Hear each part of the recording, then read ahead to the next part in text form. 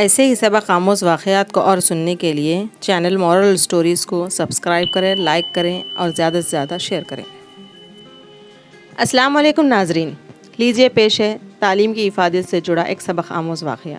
ایران کا بادشاہ بہت دنوں سے پریشان تھا۔ یوں تو ہر طرف خوشحالی کا دور تھا، مگر بادشاہ کی پریشانی کی وجہ اس کی اکلوتی بیٹی شہزادی ثنا تھی۔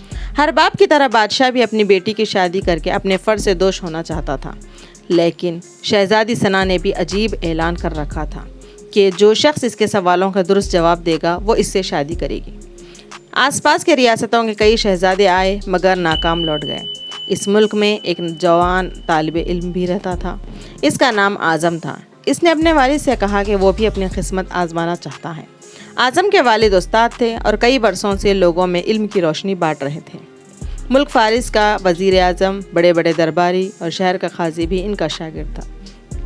باپ نے بیٹے کی خواہش دیکھی تو بولے، بیٹا اگر تو ناکام لوٹا تو تیرا کچھ نہیں جائے گا۔ لوگ کیا کہیں گے کہ ایک استاد کا بیٹا ناکام ہو گیا۔ اعظم اپنے باپ سے کہنے لگا، بابا بڑے بڑے شہزادے لوٹ گئے، اگر میں بھی ناکام ہو گیا تو کیا ہوا؟ یہ تو مقابلہ ہے، جو بھی جیت لے اور وہ شاید وہ خوش نصیب میں ہی ہوں۔ آخر باپ کو بیٹے کی ضد ماننی پڑی۔ اعظم خوشی خوشی محل کی طرف چل پڑا۔ شہر بھر میں یہ خبر جنگل کی آگ کی طرح پھیل گئی کہ ایک عالم کا بیٹا قسمت آزمانے محل میں چلا آیا ہے۔ مقررہ وقت پر محل لوگوں سے کھچا کھچ بھرا ہوا تھا۔ بادشاہ تخت پر بیٹھا تھا، ملکہ عالیہ بھی محل میں موجود تھی۔ وزیر، امیر، درباری اور عوام الناس سب دربار میں موجود تھے۔ آخر شہزادی نے اپنا پہلا سوال کر ڈالا۔ اس نے شہادت کی انگلی فضا میں بلند کی۔ اعظم نے کچھ دیر توقف کیا اور پھر شہادت والی انگلی کے ساتھ والی انگلی بھی فضا میں بلند کی۔ یہ دیکھ کر شہزادی مسکرا اٹھی اور ملکہ عالیہ بولی، شاباش اے نوجوان، تم پہلا مرحلہ کامیابی سے طے کر گئے ہو۔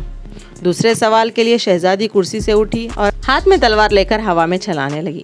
کچھ دیر بعد وہ دوبارہ اپنی نشست پر آ کر بیٹھ گئی۔ بادشاہ سمیت ہر درباری کی نظر اعظم پر تھی۔ اعظم کھڑا ہوا اور اپنی جیب سے قلم نکال کر فضا میں بلند کر دیا۔ شاباش اے نوجوان، ہم خوش ہوئے، یہ جواب بھی درست ہے۔ ملکہ عالیہ کی آواز دربار میں ابھری۔ اس کے ساتھ دربار مبارک ہو کی آواز سے گونج اٹھا۔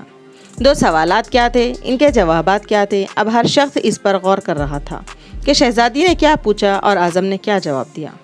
لوگوں کے لیے یہ ایک راز تھا۔ آخر شہزادی نے تیسرا سوال کر ڈالا۔ وہ تیزی سے سیڑھیاں اتری اور تیزی سے سیڑھیاں چڑھ کر دوبارہ اپنی نشست پر بیٹھ گئی۔ یہ بڑا عجیب و غریب سوال تھا۔ ہر طرف خاموشی تھی، لوگوں کی سانسیں رکی ہوئی تھی۔ اب تو اعظم کے ہاتھ پاؤں ٹھنڈے ہوئے جا رہے تھے۔ آخر اعظم کھڑا ہوا، اپنے دل پر ہاتھ رکھ کر شہزادی کی طرف دیکھنے لگا۔ مرحبا مرحبا اے نوجوان، مبارک ہو، شہزادی نے تمہیں پسند کر لیا ہے۔ ملکہ عالیہ کی آواز کے ساتھ ہی شہزادی ثنا شرما کر محل کے اندرون حصے میں چلی گئی اور محل مبارکباد کی آواز سے گونج اٹھا۔ لوگ خوشی سے جھوم رہے تھے۔ وہ دل ہی دل میں اللہ کا شکر ادا کر رہا تھا جس نے اسے یہ اعزاز بخشا تھا۔ بادشاہ نے اعظم سے پوچھا، اے نوجوان، ملکہ عالیہ کو تو تم نے مطمئن کر دیا، اب یہ بتا کہ تم سے کیا پوچھا گیا تھا اور تم نے کیا جواب دیا؟ اگر تم نے ایک بھی غلط جواب دیا تو تمہاری گردن مار دی جائے گی۔ اعظم پر اعتماد انداز میں کھڑا ہوا اور بولا، بادشاہ سلامت، شہزادی نے ایک انگلی کھڑی کر کے پوچھا تھا کہ تم کیا اللہ کو ایک مانتے ہو؟ میں نے دو انگلیاں کھڑی کر کے جواب دیا کہ اللہ اور اس کے رسول صلی اللہ علیہ وسلم پر میرا ایمان اہل ہے۔ بہت خوب، ہم خوش ہوئے۔ بادشاہ نے مسکرا کر کہا۔ اعظم بولا، اس کے بعد شہزادی نے تلوار چلا کر پوچھا تھا کہ اس سے بڑا کوئی ہتھیار ہے؟ میں نے جواب دیا، ہاں، قلم کا وار تلوار کی وار سے زیادہ کارگر ہوتا ہے۔ ماشاء اللہ، نوجوان، تم نے ہمارا دل جیت لیا۔ تم نے ثابت کر دیا کہ جاہ و جلال، دولت و حشمت کی علم کے سامنے کوئی حیثیت نہیں۔ لیکن تیسرا جواب؟ بادشاہ نے حوصلہ افزائی کرتے ہوئے پوچھا۔ اعظم نے آسمان کی طرف دیکھا اور کہنے لگا، بادشاہ، شہزادی دربار کی سیڑھیاں اتری اور چڑھی، کرسی پر تھک کر بیٹھ گئی۔ انہوں نے پوچھا تھا کہ میں تھک چکی ہوں، لیکن میرے جسم کی ایک چیز نہیں تھکی۔ میں نے جواب دیا، وہ ہے دل۔ یہ پیدائش سے لے کر موت تک بغیر تھکے دھڑکتا رہتا ہے۔ بادشاہ نے اعظم کو اپنے پاس بلا کر گلے سے لگا لیا اور کہا، اے لوگو، گواہ رہنا، میں نے حقدار کا حق ادا کر دیا ہے۔ میری بیٹی ایسے شخص کی بیوی بن رہی ہے جس کے پاس علم کی دولت ہے، جسے کوئی نہیں چرا سکتا ہے اور نہ کم کر سکتا ہے۔ بادشاہ نے اسی وقت خوشی خوشی اعظم اور شہزادی ثنا کی شادی کر دی۔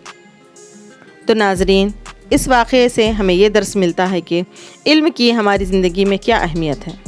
علم ایک ایسا نور ہے جس سے جہالت اور گمراہی کے اندھیرے چھٹ جاتے ہیں، اور علم ایک لازوال دولت ہے جو انسان کی رہنمائی کرتی ہے۔